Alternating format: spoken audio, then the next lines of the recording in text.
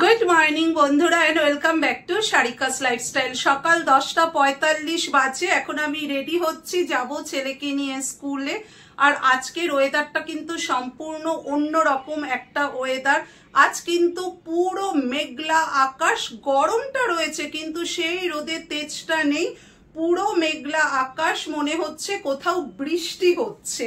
আমাদের এখানে কখন বৃষ্টি হবে জানি না, বা কবে বৃষ্টি হবে সেটাও তো জানি না আমরা, বাট আজকে কিন্তু মেঘলা আকাশ, মনে হচ্ছে কোথাও না কোথাও বৃষ্টি হচ্ছে। গরমটা যেইকে সেই আছে, তবুও রোদটা নেই বলে একটু স্বস্তির নিঃশ্বাস আজকে ফেলা যাবে। তো যাই হোক, আমি দেখো এই ব্লু কালারের কুর্তিটা পরেছি, অনেকদিন পর এই কুর্তিটা পরলাম, আর এর সাথে হোয়াইট লেগিংস পরে নিয়েছি। এখন তো একটু মেকআপ করব, বুঝতেই পারছো। মেকআপ বলতে জাস্ট সানস্ক্রিন আর লিপস্টিক, এটাই হচ্ছে আমার মেকআপ। তো এখন আমার সানস্ক্রিন ইউজ করা হয়ে গেছে, এবার একটু লিপস্টিক ইউজ করলেই হয়ে যাবে। পুরো সাজ কমপ্লিট।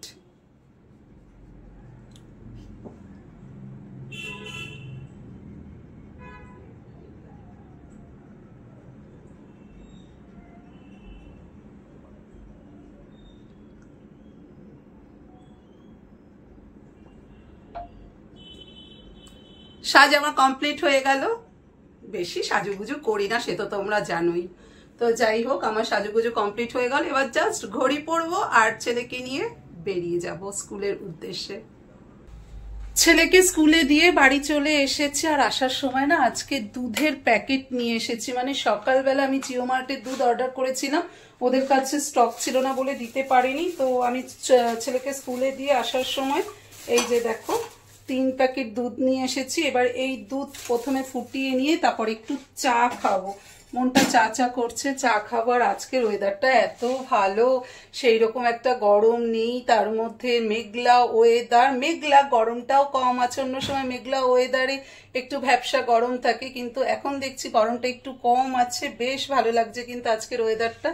তো এই ওয়েদারে এখন মনে হচ্ছে একটু চা খাই, কিন্তু তার আগে দুধ ফুটিয়ে তারপর চা খাবো।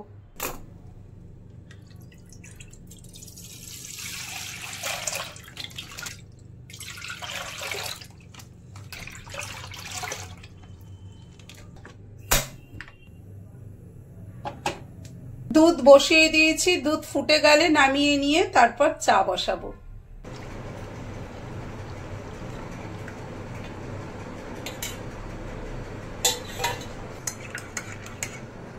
রেডি হয়ে গেল গরমা গরম 1 কাপ চা।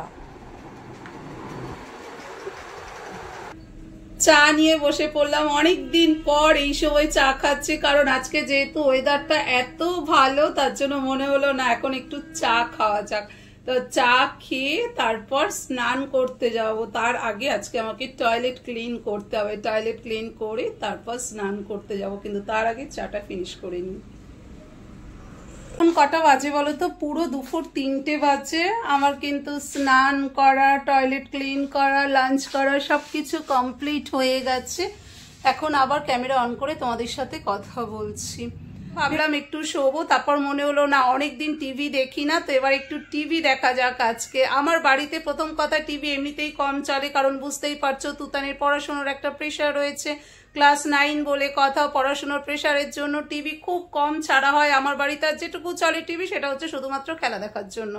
এর বাইরে আর কিন্তু আমার বাড়িতে সারা দিন টিভি চলে না। আমি বাড়িতে একা থাকলেও আমার কিন্তু টিভি দেখা হয় না একদম। তো ভাবছি এখন একটু টিভি দেখবো। আজকে অনেক দিন টিভি দেখা হয় না, এমনকি রিমোটটা, মানে দুটো রিমোট, কোন রিমোটটা দিয়ে আগে টিভি ছাড়তে আমি সেটাও ভুলে গেছি। কি অবস্থা ভাবো আমার, মানে কোন রিমোট দিয়ে আগে আমাকে টিভি অন করতে হবে সেটাও আমি ভুলে গেছি। মানে বুঝতে পারছো কত দিন হয়ে গেল আমি টিভি অন করি না নিচে। ওই যা তুতান খেলা দেখে তখন একটু খেলা দেখি, ব্যাস, ওই আর না। আমি একটু টিভি দেখি, কারণ এখন শুলে না ঘুমিয়ে পড়বো। আবার 4টের সময় রেডি হয়ে বেরোতে হবে, ছেলেকে স্কুল থেকে আনতে হবে। তো ততক্ষণ পর্যন্ত একটু টিভি দেখা যাক। বিকেল 4:15 বাজে বন্ধুরা। আমি আবার রেডি হয়ে গেছি, কুর্তি পরে নিয়েছি, রেডি হয়ে গেছে, যাই গিয়ে ছেলেকে নিয়ে আসি। সময় যে কোথা থেকে চলে যায় বুঝতে পারি না, মানে চটচট করে সময় বেরিয়ে যায় গো। টিভি দেখতে বসলাম আর সময় বেরিয়ে গেল চটচট করে, কোথা থেকে যে 4টে বেজে গেল বুঝতে পারিনি। তো তাড়াতাড়ি করে রেডি হয়ে গেলাম, যাই গিয়ে ছেলেকে স্কুল থেকে নিয়ে আসি। 5:30 বাজে এখন। সোজা কিচেনে চলে এসেছি, তুতানকে একটু টিফিন করে দিচ্ছি। ও জানো তো আজকে স্কুলে টিফিন খায়নি। অবশ্য এটা ওর আজকের প্রবলেম না, এটা ওর মানে প্রায় প্রবলেম যে ও স্কুলে টিফিন খায় না। ওকে শুধু জাস্ট টিফিনটা আমি দিয়ে দিই, কিন্তু ও খায় না। তো যাই হোক, তো ওকে স্কুল থেকে আসার সময় আমি দুটো সিঙ্গারা কিনেছিলাম। তখনও কিন্তু আমাকে বলেনি যে ও দুপুরবেলা আজকে লাঞ্চ করেনি স্কুলে, মানে টিফিন নিয়ে গেছে, টিফিন খায়নি, সেটা কিন্তু আমাকে বলেনি রাস্তায়, জানো তো। আমার কি মনে হয়, তো আমি দুটো সিঙ্গারা কিনেছি। বাড়িতে আসার পর টিফিন বক্স চেক করে দেখি ও টিফিন খায়নি। তো তারপর ওকে আমি আম পেঁয়াজি বানিয়ে দিলাম। আর আম পেঁয়াজির রেসিপি তোমাদের সাথে শেয়ার করলাম না, কারণ অলরেডি তোমরা আম পেঁয়াজি রেসিপি দেখে নিয়েছো কালকের ভিডিওতে, তাই আর আম পেঁয়াজি রেসিপি তোমাদের সাথে শেয়ার করলাম না। তো ওকে সিঙ্গারা দিয়ে মুড়ি মেখে আম পেঁয়াজি করে দিলাম, ওই দিয়েও এখন খাচ্ছে। আর এখন সোজা কিচেনে চলে এলাম আবার ওকে একটু লস্যি বানিয়ে দেবার জন্য। তো এখন ওকে আমি লস্যি বানিয়ে দিই। আজকে মিক্সিতে বানাবো লস্যি। তুতানের লস্যি রেডি হয়ে গেল।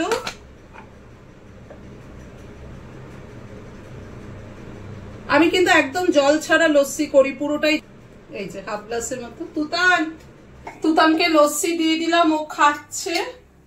আর এখন আমি সোজা কিচেনে চলে এলাম আমার জন্য চা করতে। আমি তো বিকেলবেলা লিকার চাই খাই, তো একটু লিকার চা বানিয়ে নিচ্ছে এখন আমার জন্য। আর একটু পর আবার তুতানের টিচার চলে আসবে। এখন বাজে 5:45, 6:05-10 মধ্যে তুতানের আবার টিচার চলে আসবে। চা হয়ে গেল আমার।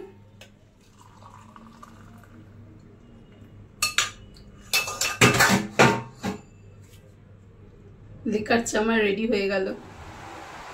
চা নিয়ে সোজা বেডরুমে চলে এলাম, কারণ আর 5-10 মিনিট পরেই ছেলের টিচার চলে আসবে, তার জন্য একবারে বেডরুমেই চলে এলাম। আগে জানো তো আমি একদম লিকার চা খেতে পারতাম না, কিন্তু আজকাল চেষ্টা করছি লিকার চা খাবার, কারণ দুধ চায় না ভীষণ অ্যাসিডিটি হয়, জানো তো অনেক সমস্যা হয়, অ্যাসিডিটি হয়। আর একটা সময়ের পর না আমার মনে হয় লিকার চা খাওয়াটা সবারই দরকার। আগে মা আমাকে খুব বলতো যে লিকার চা খা, লিকার চা খা। আমি আরও মাকে বলতাম কেন তুমি লিকার চা খাও। আজ বুঝতে পারছি আমি লিকার চা মা কেন খেতে বলতো। তো কালকে যখন মাকে বললাম জানো আমি আজকাল লিকার চা খাই, মা বলে এতদিনে তো বুদ্ধি খুললো। চা খেয়ে একটু বেরোবো, আজকে একটু বেরোতে হবে। অ্যাকচুয়ালি কী বলতো, কোলবালিশে না কভার ছিঁড়ে গেছে, দুটো কোলবালিশের কভার আনতে হবে। তো বেরোবো, ছেলে পড়বে টিচারের কাছে, আমি বেরোবো, দুটো কোলবালিশের কভার নিয়ে আসবো। তো আগে চা খেয়ে নিই।